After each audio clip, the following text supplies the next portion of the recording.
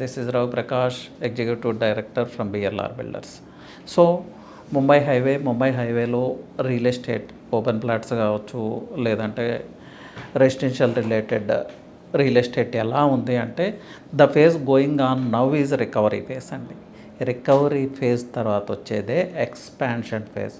So the right time to invest అంటే recovery ఫేజ్లో మీరు ఇన్వెస్ట్ చేస్తే రైట్ కైండ్ ఆఫ్ ఇన్వెంటరీ దొరుకుతుంది. మంచి లొకేషన్లో ఉన్న వెంచర్లో ఇన్వెస్ట్ చేయడానికి ఇది రైట్ కైండ్ ఆఫ్ టైం.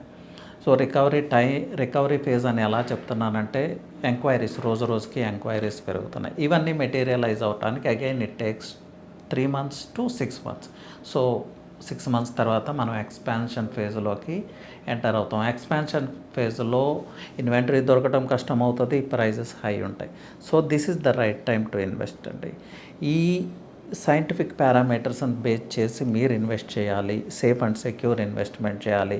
మీరు చేసే ఇన్వెస్ట్మెంట్ మీ కిడ్స్ ఫ్యూచర్ని లేదంటే మీ నెక్స్ట్ ఫేజ్ ఆఫ్ లైఫ్ని సెక్యూర్ చేయాలి అని మీరు భావిస్తే జస్ట్ గివ్ మీ ఏ కాల్ అండి.